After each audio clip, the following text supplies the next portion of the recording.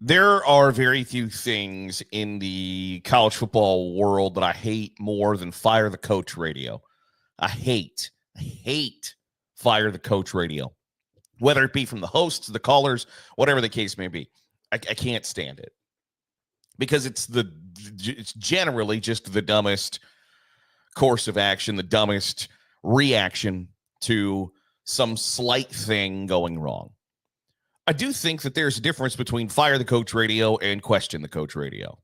And I think Alabama head coach Kalen DeBoer has questions to answer. And I think that there are questions that continue for Alabama under Kalen DeBoer that make you question whether or not he's the guy to lead the Crimson Tide going forward. I can't make the determination of whether he should or shouldn't be the head coach of the Alabama Crimson Tide. I can't make the determination of what goes into that. It's not my job or responsibility to figure those things out, but I do think that it's easy to sit and question when you look at the results and the record. It's fair to question what that future looks like. I think that Kalen DeBoer is a really good football coach. Everywhere he's been, he has found extreme success. And if you believe that the past is the easiest predictor of the future, that would lead you to believe that Alabama is on the verge of untold riches.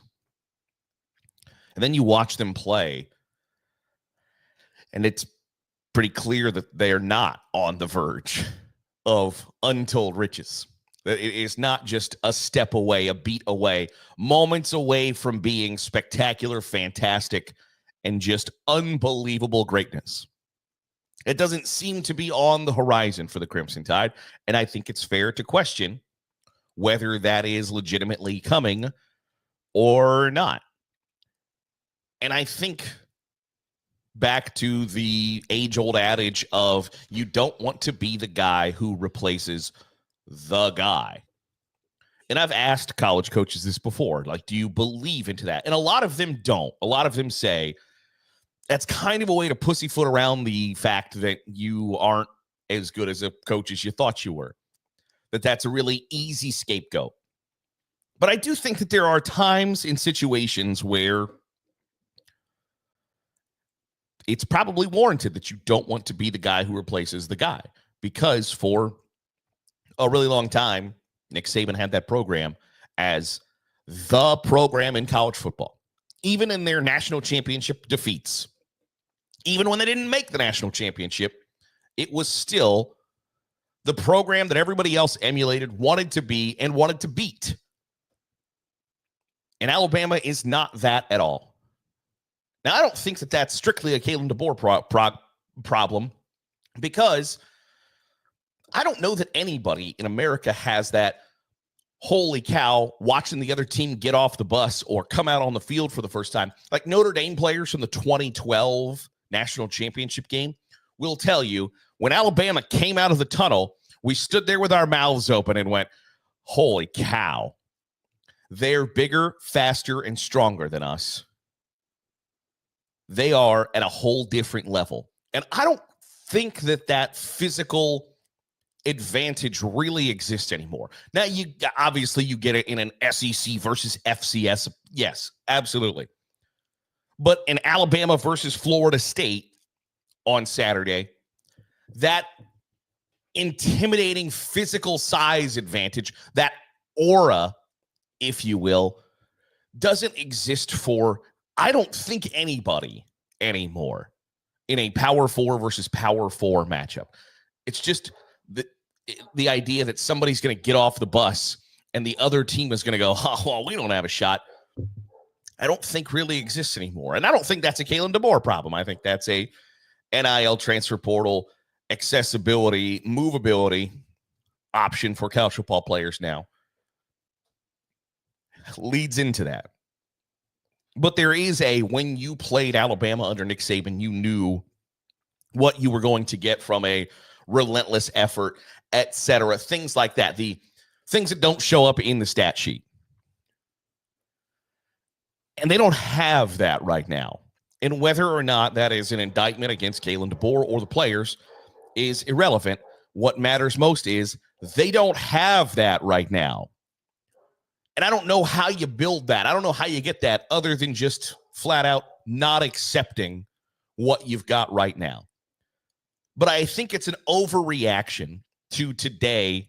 I see Paul Feinbaum on First Take saying Alabama's got to do whatever they can to get Nick Saban off the college game day desk and into the offices in Tuscaloosa today. I don't agree with that. I don't think that. I also think that I think you let it play out. It's the same thing with Arch Manning. It's the same thing with Notre Dame in early season games, in games in September. I don't think you can sit here and make definitive answers about things that are hardly played out the first chapter, let alone hardly played out the entire story. If you believe that Kalen DeBoer deserves to be fired, I think that that's a really quick jump the gun. Because very rarely after a year and a game can you go, I've made my determination. You're not the guy who's going to lead us to the promised land. I think that there are absolutely times that you can know that, but those times don't necessarily look like, don't include the college football playoff changing their rules so you make it this year because you didn't last year. Okay? Like Alabama was on the verge of making the college football playoff, and I know that the standard should be and is at Alabama much higher than should have made the college football playoff. But things are different, and things are going to be different in Tuscaloosa compared to how they were for the past decade and a half. And you just have to come to grips with that if you're an Alabama fan or whatever the case may be. Nick Saban turned Alabama into that fantastic program that it had once been under Bear Bryant, but wasn't under a whole host of poor selections as head coach. I don't believe Kalen DeBoer is a poor selection as a head coach. If you have success everywhere you've been, if you can win at the University of Sioux Falls, I would like to think that you can win at the University of Alabama. But Nick Saban also established the only cook in the goddamn kitchen is going to be me mentality and situation in Tuscaloosa. And some folks have a penchant to want to get their hands in stuff. And when Nick Saban comes in as a former national championship winning head coach, a former NFL head coach, you have the authority, the credibility to say, appreciate your help, but we're going to do things the way I want them done and not anybody else's way. And Kalen DeBoer doesn't have that credibility, doesn't have those credentials to come in and throw his weight around,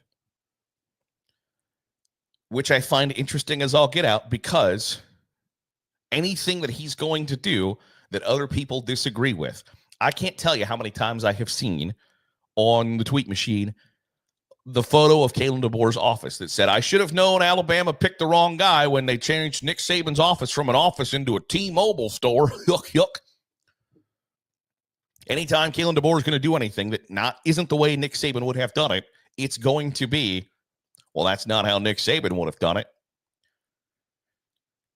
And you can't run your program as an imitation of what you think Nick Saban would have done in that situation. Because you know what? If Nick Saban was interested in doing it the way Nick Saban would have done it, he wouldn't be sitting next to Pat McAfee every Saturday and Friday. So Kalen DeBoer's Alabama needs to figure out what they are without Nick Saban. Kalen DeBoer needs to figure out how to make Alabama into what Alabama and, frankly, the rest of the college football world expects. And if he's not able to do that in year 2, I probably think he should still get a year 3, barring a year 2 turns into a 3-9 disaster. If Alabama's still 8-5 in 2025, I think it's hard to argue that he's got to go, because by God, we should be 16-0 and national champions every year. It's a lot more difficult to accomplish than I think people realize.